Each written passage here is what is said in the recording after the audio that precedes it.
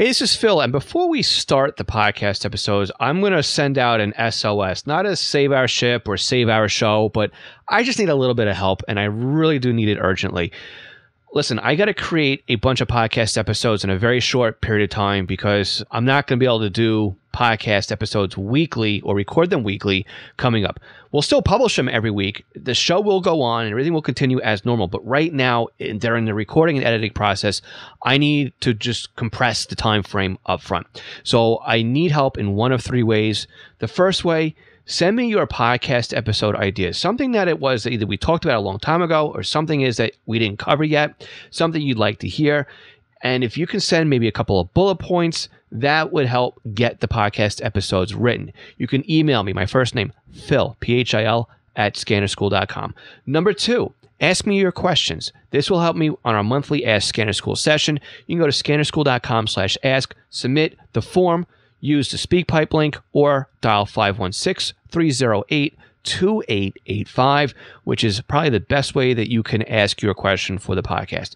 Number three, the final way that you can help, and I think is probably the most beneficial and the most fun way that you can help me out here, is come on the podcast episode and be a guest.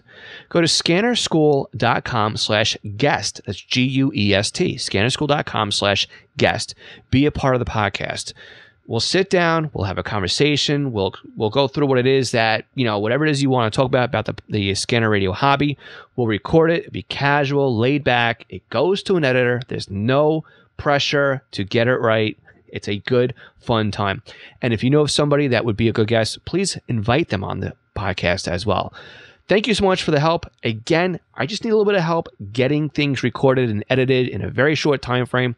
This podcast isn't going anywhere. I just have to work it into my schedule at the moment. Thanks again. Now let's get on to today's podcast episode. All units 10-3. It now appears as though shots are being fired. All officers use caution. It has been confirmed. Suspects are armed and are firing at police. 660 on the air. Northwest Signal, signal 10. Building fire. Headquarters, Northwest Signal Fire Department, 1000 North Broadway, towards North Park Drive in North Albany. Multiple explosions coming from 661.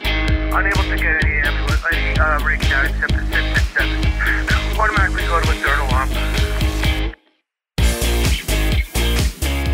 Hey, welcome to Scanner School. My name is Phil Lichtenberger, and this podcast is here to help you with everything to know about the scanner radio hobby. The session notes from today's podcast can be found on our website over at scannerschool.com/session 241. So this is an Ask Scanner School podcast session where I answer your questions. And you can submit your questions by going to scannerschool.com/ask and filling out the form. You can use our SpeakPipe link, or you can give me a call. Actually, you can leave me a voicemail, 516-308-2885. When you use that number, my phone doesn't ring. It goes straight to an answer service. It's a Google Voice line, basically. It goes right to voicemail, so you don't have to worry about calling me at 2 a.m. or 2 p.m. You can leave a question, and then I'll answer it right here in the podcast. Again, 516-308-2885 or scannerschool.com/ask.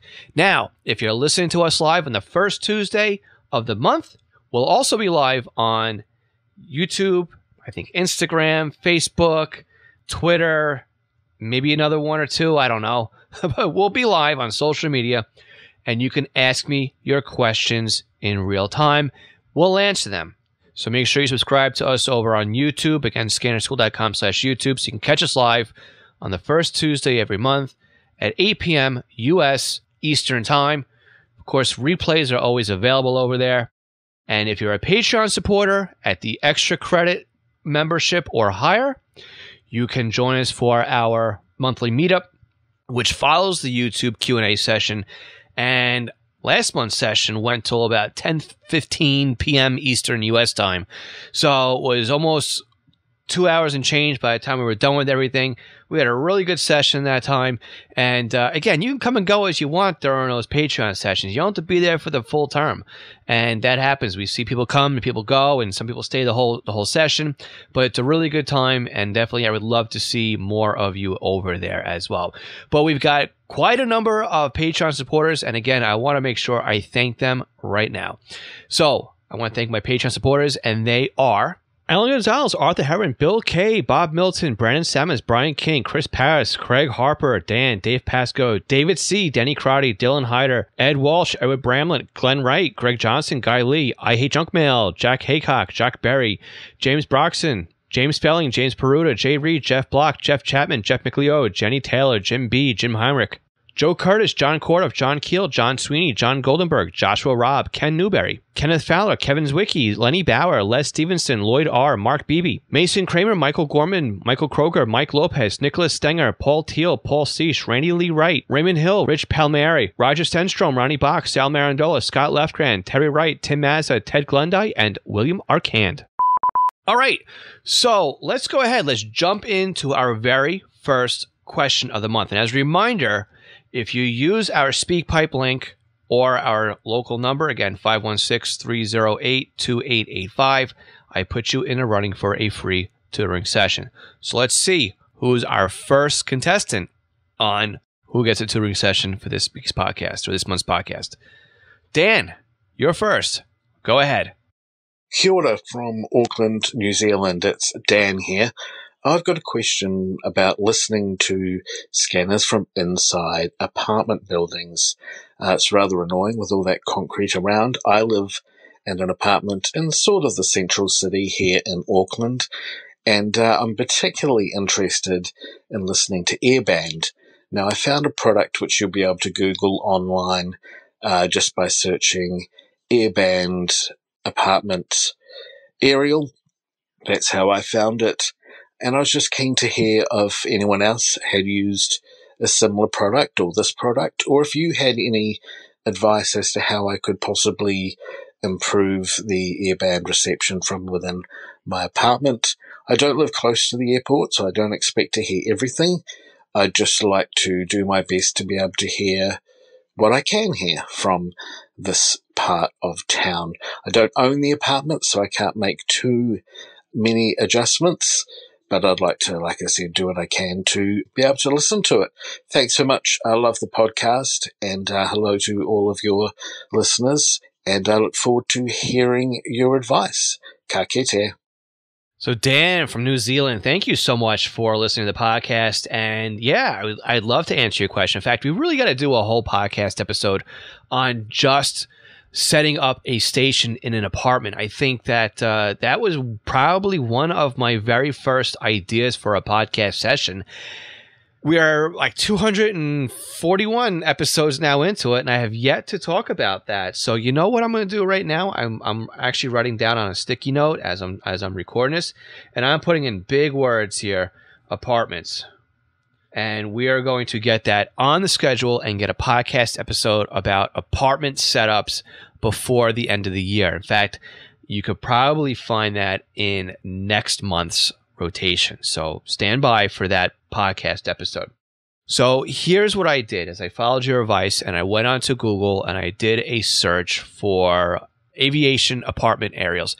And I saw a couple of different links. I'm not exactly sure which one you're looking at, but we'll go through a couple of them right now on the podcast. I'll describe them to you. And maybe the one that I'm going to describe here, or one of the few I'm describing, are the ones you were looking at. I'll give you my take. And then based on what I recommend, you can kind of reverse engineer the answer to figure out what will work best for you or which ones will fit. So we'll take a look at what I'd be looking at basically, and then, whatnot. So, let's do it that way. Let's look at what I would look for in an antenna for aviation that would have to be hidden or kept indoors in an apartment. So the first unknown variable here is whether you're a ground apartment, subterranean, or in like an apartment complex, right? Are you below grade? Because that's really going to affect what you can hear. Are you at grade, right? Are you a ground floor apartment? Or are you a second story or higher apartment, right? So The answer is going to be a little bit different if you're at grade or below grade. So if you are in a basement or a below ground apartment, I would say do whatever it takes to get your antenna outdoors, right? Because outside, even at ground level, is going to be better than what you have in your basement, especially when it comes to aviation. Let's break down why. Because aviation is simplex. It's point to point. There's no repeaters. So you want to have a clear view of the sky to really maximize what it is you can hear.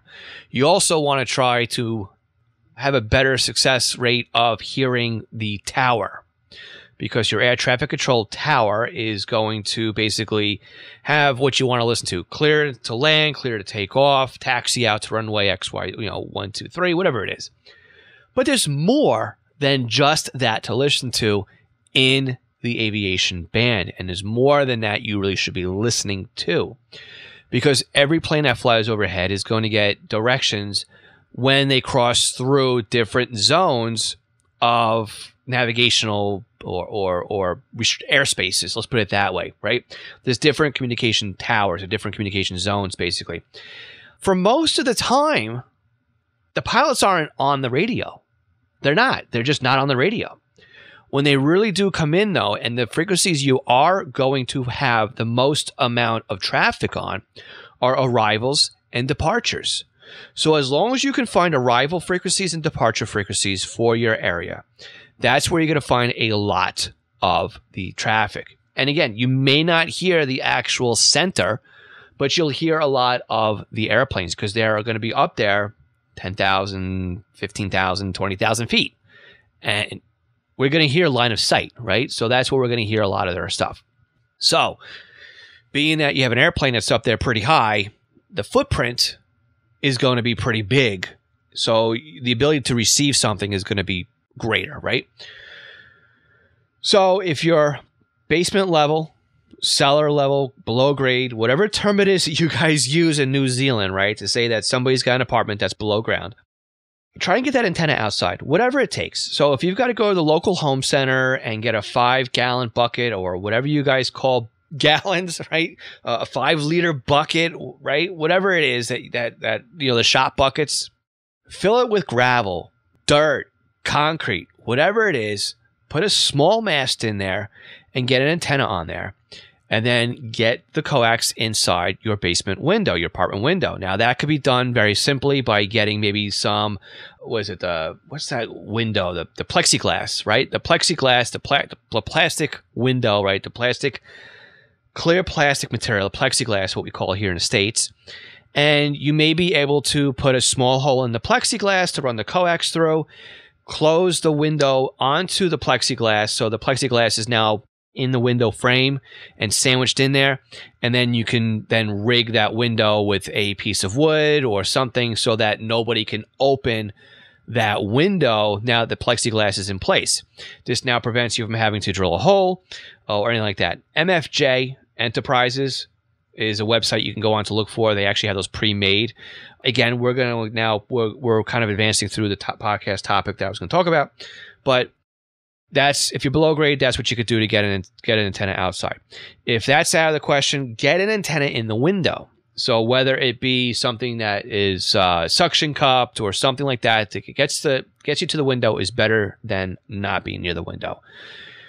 On your first floor, again, same story applies. See if you can get something close to the window. Whether you get something outdoors or not doesn't really matter really too much unless you've got lead glass.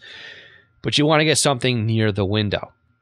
When you go to higher floors, higher stories, higher levels in an apartment complex, not so much. Still keep things near the window as much as you can, but it's not really critical then as you go up. My whole thing is get it near the window. Get it near the window, get it near the window, get it near the window. All right. What do I look for in the characteristics of an antenna? This is the key part right here. This is something that no matter what we look for on these websites, this is what I want to see. I want to see an antenna that will pick up the aviation band. So something that picks up from, say, 115, 118 to 125 megahertz, 130 megahertz. Something that is in that window, that frame, right? What does aviation go up to? 136. So there we go. We want something that's from like 100 in teens up to 136. That's the sweet spot we are trying to receive. Some antennas may go slightly higher than that, right? You may see 118 to 160. You may, as long as it's in the sweet spot, right? If you're looking for an amateur radio antenna, that may also be really good in aviation, but it may call out 140 to 140 to 148, right? Because that's here, at least in the States, that's the 2 meter amateur radio band, and that's all they're going to advertise. But you want something that's going to work in that frequency. And don't get something that's broad spectrum, like a discount antenna that says, 138, or, 440, 800, 43 megahertz, right? All up and down the band. You're going to want something that's specific to aviation, or specific as possible to aviation. Because what we want is gain. Gain is your friend here. It's the key to everything. It's the key to everything working. Because you're going to be indoors, you've got what we call attenuation, right? You said it yourself. You've got these concrete walls in your apartment, and that's going to affect signals coming in. Well, how do we get over the loss of construction with gain in the antenna? Same way we get over loss of coax, loss of splitters, and everything else, we make that up with gain in our antenna. So that's the big deal. That's what I'm saying. Find an antenna that is for the aviation range, but specifically find something that has gain there. The more gain, the better. Now, the other thing is you don't want something that's got direction. You don't want something that's a Yagi or a log periodic or something like that. You want an omni antenna. Basically, a stick, right? Now, if you have something like that, you should be able to hide it behind a curtain, in the corner of the house, something like that, right? Try to find something that doesn't have radials. Diamond antenna makes great antennas, but I believe that their shorter antennas, even the bigger ones, for VHF and UHF, do have 3 small radials that come out the bottom of the antenna. While really it's not going to hurt you, it's going to make it so you can't put it flush against the wall. It's going to make it so that you've got to put it in a corner, or it's going to be harder to hide, okay? So I like diamond antenna. I use them on my house, right? There's other options out there, but radials at the bottom of the antenna, you're going to need them. They're part of the design if they're part of the antenna. So if you're going to find one, see if you can find one without radials. So we got my criteria, right? It's got to be VHF aviation band, it's got to be an omni antenna, and it's got to have gain. Let's look for those 3 things when we look at antennas, what we find on a Google search. So when I do a Google search for airband apartment aerial, the first thing I get are ads at the top of my screen. So I clicked on a couple of those ads because why not? I mean, they're advertising. But I also found my very first search, which is the one I really think is the one you wanted me to look at, was from DPD Productions. Now, again, it could be different because I'm in the US and you're in New Zealand, and my search results may have different results than yours. But the first one I come up with is dpdproductions.com.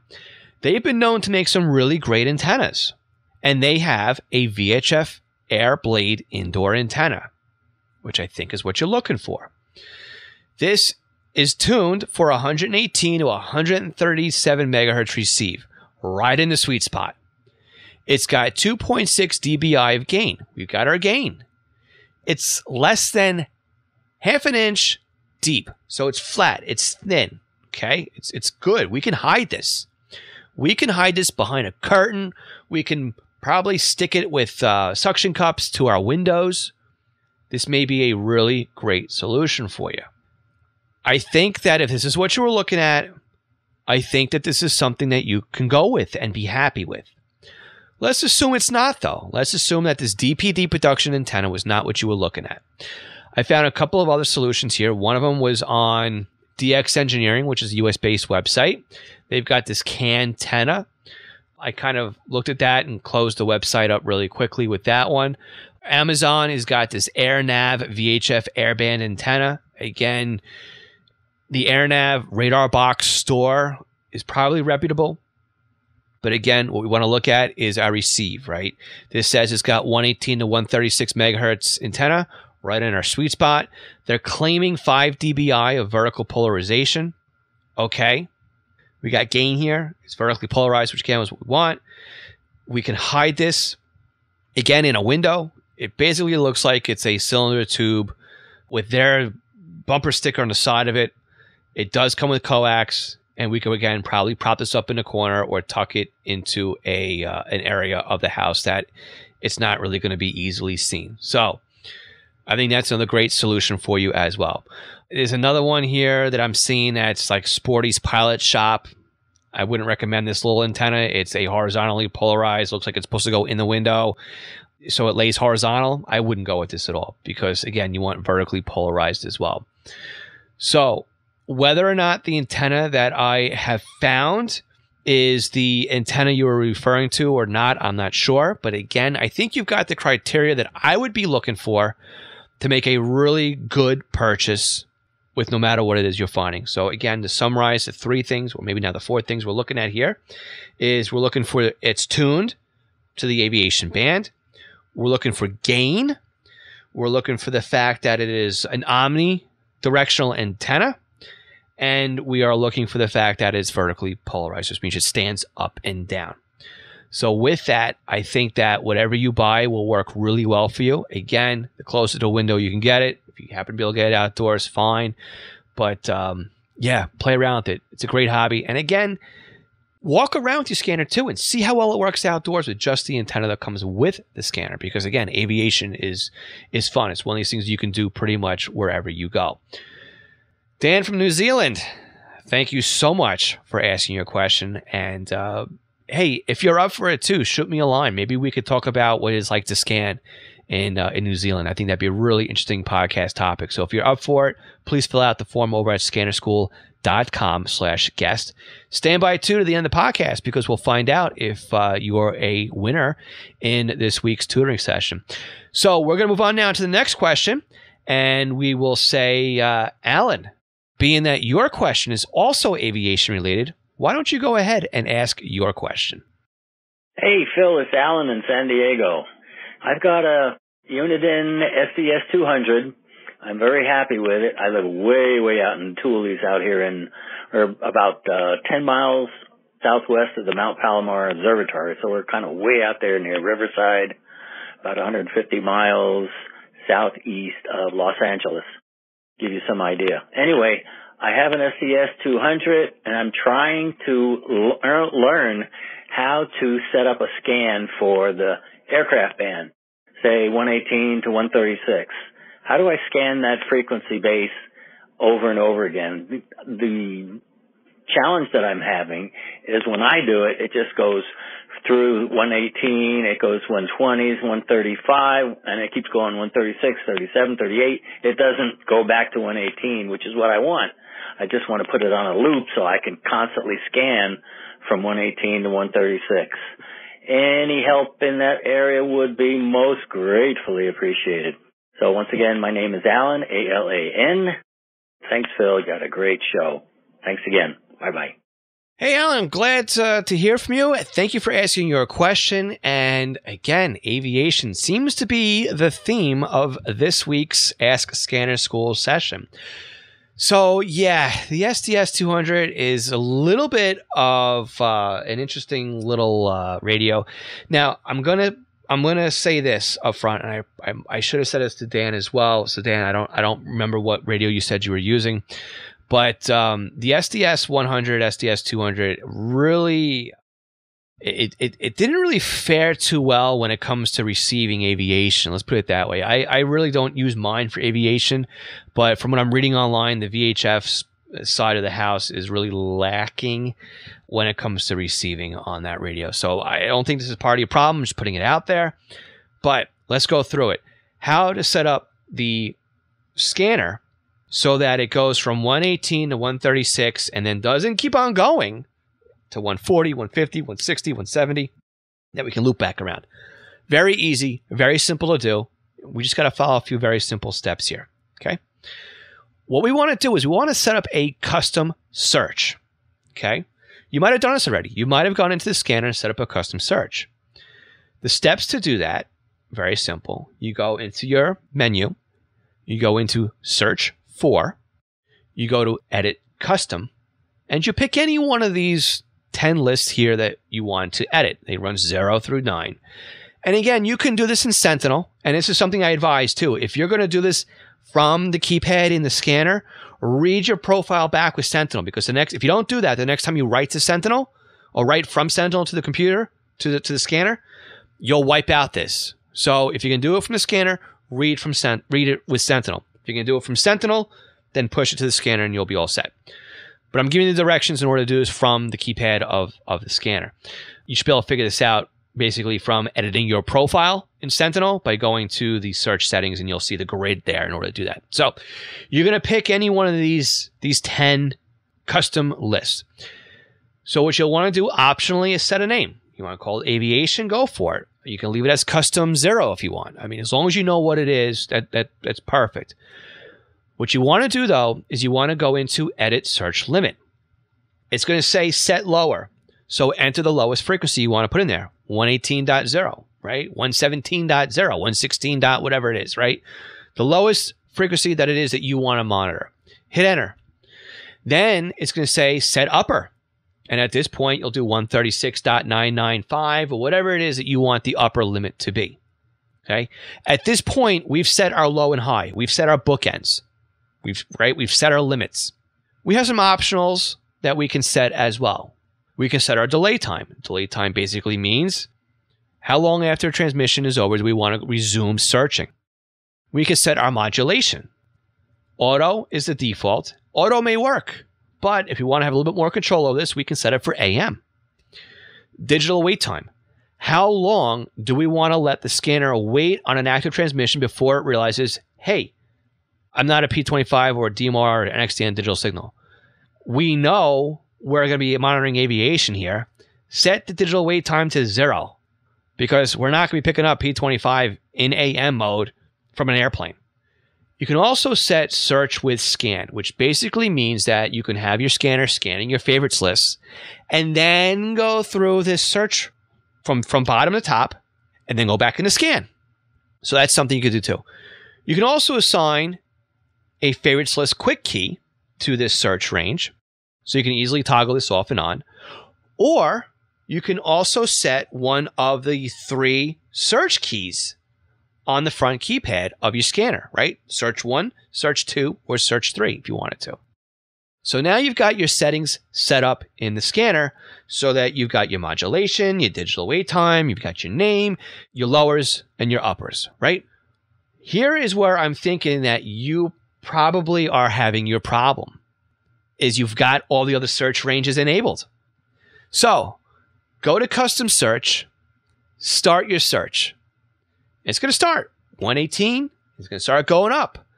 But what you want to notice is while your scanner is in search mode is that you can see on the top in the corner of the screen, it's going to say search 0, 1, 2, 3, 4, 5, 6, 7, 8, 9. Well, what does that mean? That means that all 10 search banks are on. We got to turn those off.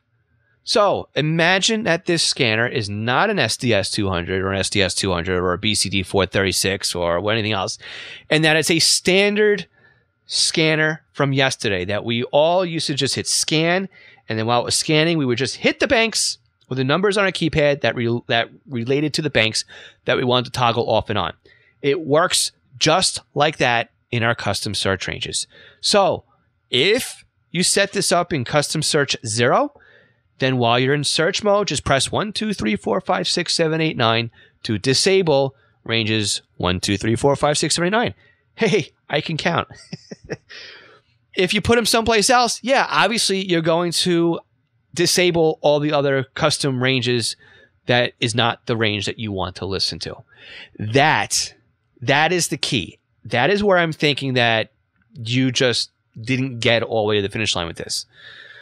Make sure you've disabled the search banks in custom search mode so that the scanner does not keep going beyond 136.995 or whatever it is that you set as the ceiling for your search range. I went through these steps on my scanner and it went right from 118 to 136, 118, 136, all the way up and down the line and just kept on repeating. As soon as I added another search range into it by unlocking the bank, boom, it kept on going. Hopefully this helps you out with that. If not, Alan, give me an email back and let me know how you make out with this. Again, Alan, stand by, because at the end of this podcast episode, we'll find out if you or Dan are going to win a free tutoring session. All right, we're going to take a quick pause here for some brief announcements. And for anybody who is a Patreon $3 or more supporter will not get this break and also gets the podcast early. You can support us by going to scannerschool.com/Patreon. For everybody else, we'll catch you in just 1 second. Hey, did you realize it takes us almost $100 a week just to have this podcast episode professionally edited and sent over to you? This doesn't even include website and podcast hosting, administrative help, and other monthly subscriptions that are required to put the podcast out there. Now, you can help us offset these costs when you shop online. So if you're looking for a scanner radio or some software, looking to bid on items over on eBay, or if you're looking to purchase anything, and I mean anything, on Amazon, you can help support Scanner School in the process, and this doesn't come at any extra cost to you. So please check out scannerschool.com/support for the multiple different ways that we have out there that you can help support us when you shop online. Again, scannerschool.com/support. Are you looking to learn more about the scanner radio hobby? We currently have courses on how to get started and up and running with software-defined radios and how to turn your SDR into a fully functioning scanner radio. With free software, you can see more and do more with trunking than ever before. And with new courses scheduled for the upcoming months, our offerings will be expanding into both Uniden and Whistler hardware and software. Check out our courses at courses.scannerschool.com or by looking for the link in this podcast description. National Communications Magazine is your personal library of scanner, CB, GMRS, FRS, MURS, and two-way radio articles written by the best minds in the business over the past 3 decades. Your NatCom personal online access account allows you to download the newest issues of America's hobby radio magazine, as well as back issues too. Visit natcommag.com to download your free sample issue and sign up today. Did you know that a pager can make a great addition to your scanner radio collection? And even if I didn't own East Coast pagers, I still have one or maybe a couple of pagers as a part of my scanner radio setup. This is because a pager can be used to just monitor your local fire department or your regional departments, and if you set it up correctly to alert you when the tones are sent over the air, then the pager will remain silent until you need to know what is going on. This frees up your scanner to monitor everything else that's going on besides your local stuff, or can prevent you from missing the local stuff because your scanner is busy doing other things. Now, pagers aren't just limited to fire dispatches anymore. Unication has great solutions to monitor both analog and P25 paging systems, where many public safety and police departments are switching over to. Swissphone and Apollo make great analog solutions as well, and all three still sell POGSAG and Flex pagers, still in use by many departments for text alerting. East Coast Pagers is an Apollo, Swissphone, and Unication dealer serving the North American market, and of course is one of my online companies. So if you're looking for a personal use pager or one for your department, contact us for a free quote and let us know you're a Scanner School listener for something a little extra with your order. For all full inventory or to request a quote or just to contact us, please visit eastcoastpagers.com. All right, you know what? Let's keep with the aviation theme here. Ray from Rhode Island, go ahead with your question. Hey, Phil, this is Ray McGinnis calling out of Rhode Island. So here's my question. I've got multiple radios. I have a SDS 100. I have a HP 436 HP, and then I also have a 396 XD, all Uniden radios, as you well know. They're all great radios. I love them all for a variety of different reasons. They have their pros and their cons. So speaking of pros and cons, I'm finding that I'm trying to expand my listening pleasure, so to speak. I guess I'm expanding my horizons, looking for other things to monitor besides just local public safety. I'm looking to monitor like military air bands, commercial air bands, things like that. I'm just trying to see what's out there, and I've got these saved in my favorites list, and they're in my radio. but my radio seems deaf. It never picks up anything. You'd think that with, like, maybe the military is a little quiet in my area because it's really only the National Guard. There's no active duty bases here. But with my, my local airport, TF Green, the call sign is PVD for the airport. I'm not hearing anything from the commercial airliners ahead. And I actually live probably about 2 miles away from a smaller state-owned and run regional airport, the North Central Airport, and I think it's in Smithfield, Rhode Island. I don't even hear anything from the small planes that are flying. They literally fly over my condominium buildings. I don't hear a peep from anybody. So I don't know if it's something I'm doing wrong, the way I've got it programmed, or something I'm not doing in the scanner or whatever. So like I said, the two scanners that I would be trying to listen to any of this stuff on, the 396 XT, not so much right now, but I use that when I fly my drone. And so I will be putting the favorites list in there through Butel once my friend teaches me how to use it. I'm using Sentinel to program the other Uniden radios, the SDS 100 and the 436 HP. So I'm just wondering if you can give me some tips on how to get the most out of my radio, what I might be doing, what I might want to change, any corrections I might need. So that's pretty much it. I could probably come up with 97 other things. I just can't think of them off the top of my head. Hey, Ray, great question. And I'm really sorry that you hit the limit on the recording threshold there. So we didn't get to hear you finish up your question. But yeah, you got those 97 other questions. So, hey, anytime you want to ask another one, go ahead. This was a really great question. So aviation, you're in Providence County. I grabbed that from Smithfield, what you said there was what you were near. So listen, again, like we talked about a few minutes ago, right? The SDS 100, SDS 200 really isn't the greatest when it comes to VHF reception. I don't really think that's part of your problem because, again, you would definitely hear something.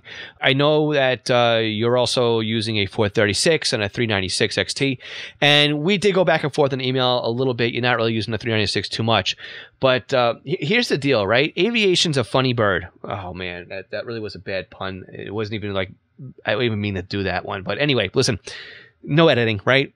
So it's very short transmissions, right? So if you're trying to monitor mil air, you're really going to have to set up your scanner just to monitor mil air, and it's like a needle in a haystack type of situation. The best thing really to do is have a set of known mil air frequencies, scan them, and then have a search bank set up to do everything else.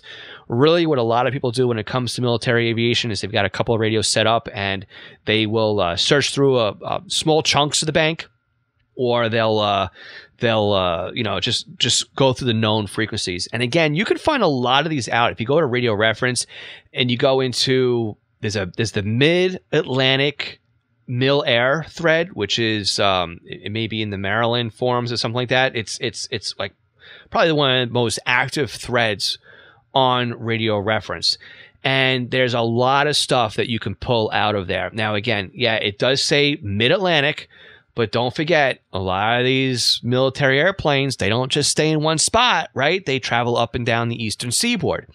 So even where I am on Long Island, I can pop these in and I can still hear a lot of these frequencies. And again, a lot of these mil air channels too, they're used all over the place, right? There's a couple of them that you will definitely hear activity on.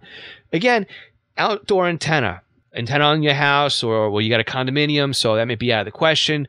Again, follow the suggestions I gave to Dan, but again, you may hear stuff outside too. So that brings a question, right? What kind of antenna are you using? Are you using the antenna that came with the scanner? Probably not a good idea. Are you using an antenna that's for 800? A very bad idea. You're going to want an antenna that is for VHF. Again, you're going to want something that's got gain in it, but I think we're using handheld antennas here, so things kind of change, right? You could still use the antennas I recommended to Dan. You would, screw them into the top of your antenna or on your handheld, and you just use the handheld as a desktop, basically. But that may help you out there as well. One of the questions is, are you hearing anything else in your scanner? Are you hearing public safety? Are you hearing NOAA weather radio? Are you hearing anything, right? Just troubleshoot. Make sure you don't have your attenuators turned on, those kinds of things. You didn't say if you're using a favorites list or not, but if you're using a favorites list and something you set up, make sure you've got aviation turned on and enabled in your profile, or you're not going to hear any aviation whatsoever. But again, aviation is simplex. It's point to point. It's airplane to ground, ground to airplane, airplane to airplane, ground to ground, right? Military is very short transmissions. So you will have a high probability of not hearing anything because there's no squelch tail, there's no repeater, right? There's not a lot of stuff you can listen to. Now, let me back that one up. There's a lot of stuff you can listen to. You just got to be lucky sometimes in actually being able to hear it.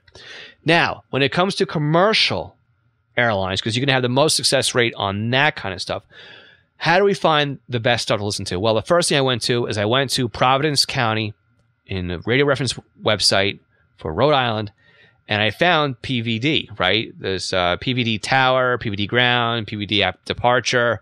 So those I would put into my scanner. Again, make sure they're programmed in as AM. Again, tower, ground, you probably won't hear much on ground if you're too far away from the airport. Approach departure, you should hear. Clearance, you probably will hear. Tower, you may or may not hear. Because again, approach departure is going to be the airplanes in the air coming in or leaving, right? And they're going to say, move on to probably North Central on 126.35 or 124.35. Listen for that, because that will tell you the next frequency that these airplanes are going to go over to and what the next control center will be. So with that said, try 124.35, because looking at airports in the Providence County, I can see that that is the North Central State, the NFZ clearance and delivery frequency. You also have Unicom over on 126.35. Beyond that, you're also going to want to monitor the Boston Air Route Traffic Control Center frequencies. How do you find those? Well, if you go to Rhode Island as a state, over on the right-hand side, you're going to see, when you go to Rhode Island itself, you get a picture of the state. On the right side, you're going to see at the very top, it's going to say Boston ZBW Air Traffic Control Center. Put all these in. Just put them all in, okay? Again, you're going to have highs and lows. Highs will be airplanes that are above a certain altitude. I forget what it is off the top of my head. But again, these are Connecticut, right? Maine, going through here, Massachusetts, right? These are the centers. New Hampshire. You got Calverton, New York, which is down here. Kingston, Islip. But again, these are where the centers are, not necessarily where the transmitters are. So put these in. Scan these frequencies. See if you hear anything on here. Okay? Just put the scan list together and only scan this. Don't scan this with public safety or anything else, and let it go. Let it go. You may find out it's busier during certain times of day than it is on other times of day. You may hear that a frequency is quiet for 20 minutes and all of a sudden it pops with activity for an hour and then it's quiet again. Aviation's weird. It's different. It's not like public safety at all. It's very structured. It's very quick. It's point to point. It's no squelch tail, no repeater. They're on there, they're off there, right? So you're going to want to set these up with a little bit of a delay time in there so you can catch both sides of the transmission. But I think if you can iron through, again, this Boston ZBW Air Route Control Center, we'll put this actually as a link in the session notes. Let me go ahead and I'm just going to put that in right now with my script for my podcast episode, so I don't forget to add that. I'll also add in the other one we talked about here for the airports in the Providence County, so you'll have a link for that as well. And we'll have that so you can refer back to it. Let me know when you start popping these in. Let me know how you're making out with adding this all in there. And yeah, I mean, I think you should be able to at least hear something when it comes to aviation. It's a different kind of listening, but it's also very fun and very rewarding. Best of luck. Again, be in touch. Let me know how you make out. Great question, and thank you again. Stand by, because again, we'll find out if you are the winner in this month's Ask Scanner School tutoring session. All right, we have got one more question in the queue. This one is not aviation related. Greg, go ahead. The floor is all yours. Hello, my name is Gregory Williams. Question is, I have a Uniden BCD 325P2, and I'm not getting any communication. I cannot hear anything. I sent it in about 3 weeks ago to have it checked out, but it's still not working. Need help, please, immediately. Thank you. All right, Greg, really sorry to hear you're having an issue with your BCD 325P2 and not picking up any communication. So you did say you sent it away, and then you got it back, it's not working. So we have to think about, is it still programmed? Is your antenna jack still working, right? Did it break in transit? Stuff like that. Are you able to hear anything? Anything at all? No weather radio to start with. That would be a good indicator that your receiver itself, right? The antenna connection might be broken if you can't even pick up no weather radio. See if your programming is still valid. So what I did was, right, Greg and I, we emailed each other back and forth a little bit. He lives in the Baytown area of Texas. He monitors police, fire departments, and other agencies, and he wants to make sure that he can listen to them. So going back towards the programming, make sure that your antenna is seated on properly, right? The BCD 325P2, it's got a bayonet style connector. You got to turn and twist. Make sure that you've got a decent antenna. I would recommend something that's tuned for 700, 800. But the wild card here is that you are on the TX Warren system, and it's P25, and it's simulcast. There are a lot of sites on here. And it's funny because I also went on Radio Reference into the Texas area. I did a quick search just for Baytown. And there are quite a few people who are asking how to monitor Baytown police and fire. So basically, it comes down to the fact that you need to put in the East simulcast site, which I believe is the Houston Public Safety East simulcast site is what they call it. It's 700 megahertz, but it is simulcast. And that could also cause a problem with your scanner. You've got the 325P2 and a simulcast area. It's a nightmare. So you were saying it was working before. I don't know if Baytown made any other changes. Did they get off of a conventional dispatch channel and go over to this TX Warren system anytime recently? Did that change? Did somehow the site you were listening to get locked out? Did you all of a sudden now get other sites enabled and now you're listening to these other sites and you're missing the Baytown transmissions? But go through your programming. Make sure you've got the East simulcast site programmed in. Make sure your talk group list is up to date on your programming.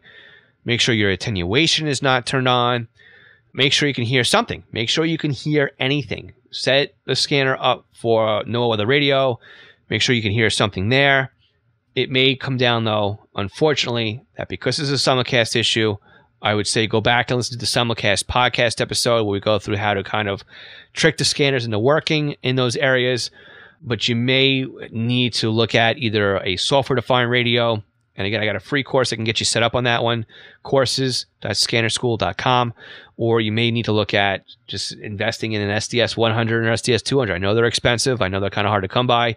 But you may find that something like that may work out better for you. They're definitely on they're on eBay. They're on the classified sections on Radio Reference. People are selling them. I'm not saying that they're selling them because they're a bad radio. It may just be that they didn't need it. They bought it because it was the newest radio. They realized they're not using it. They really don't need it. Maybe their PD went encrypted, right? There's other reasons why possibly these people are selling their radios. I'm not saying it's a bad radio. I really do enjoy my STS 100 and 200. You would have to rip it out of my cold, dead hands, basically, right? But I can say that about most of my scanners. So that may just be a solution. The other solution, and I'm not saying this because I sell them, but even a unification pager may help you out because it's simulcast. All right. Really great question, Greg. Wish we had a very solid answer for you, but that's what I'm going to suggest you do. Check your programming, check your programming, check your programming. Make sure it's not simulcast. Make sure it's the East site that you have in there, and let me know how you make out. All right. So with that, as a reminder, we'll be live. If you listen to us live, we'll be live tonight, the first Tuesday of the month. We'll be answering your questions at 8 p.m. Eastern U.S. time. I am available, again, for tutoring for anybody that needs extra help with your scanners. You can book me by going to scannerschool.com/tutoring. And I definitely need to ramp up podcast recording and production. Again, the podcast isn't going anywhere, right? We're going to continue to do this. I just really have to compress the time that I sit down and record these. I can't do it every weekend. So I need to make sure that I can get as many of these done as possible, batch recording them. And it's a lot easier and faster for me to write these podcast episodes and get them going if I can get some help from you guys. So again, ask me your questions. Email me, phil@scannerschool.com. Go to ask, scannerschool.com/ask. Use our SpeakPipe button or our voicemail number 516-308-2885. Come on the podcast, be a guest, scannerschool.com/guest. These are all ways that you can help me keep the podcast batched process so I can record a whole pile of them and schedule them so that I can work on other projects for you guys, right? I want to do more YouTube. I want to get my course finished. I want to move on to other courses, right? And that's really the only way I'm going to be able to do it is if I can compress doing these podcast episodes into 1 or 2 weekends a month as opposed to doing them every weekend a month. That's really what it comes down to, guys. I got so much I want to do, and I just need to have the time to do it all in. All right. Well, let's pick a winner, right? I mean, come on. So I have a random number generator open in front of me right now. I went to google.com and I typed in random number generator, which brings up Google's random number generator. In the max or the min, I put 1, and in the max, I put 4. And we are going to go through the people who submitted questions in numerical order. So just to refresh everybody's memory, Dan's got 1, Alan's got 2, and then we've got Ray with number 3, and then we've got Greg with number 4. So let's go ahead and press the generate button 5 times just to make sure we have a good number here. So we go 1, 2, 3, 4, 5. And it comes up with number 2. So number 2 was Alan. Alan, congratulations on winning a free tutoring session. Please reach out to me and I will give you the coupon code to use when you book your session so that you don't have to pay for it. Again, if anybody wants tutoring, go to scannerschool.com/tutoring. And again, it's how I can help you directly. We use Zoom. I can see you. You can see me. If you want, if you're camera shy, that's fine. We don't need to be on camera, but I can see your screen and I can help you with your computer and I can help you with the programming or I can answer some questions for you. A lot of stuff we can do in that hour time frame. So thanks again, everybody, for listening to this podcast episode. Make sure you share this podcast with others that you think would benefit from this. We will catch you all again. If you're catching us live on Tuesday, we'll catch you live tonight, 8 p.m. Eastern U.S. time on YouTube, or you can always go to YouTube and catch our replay. We'll catch you all next week.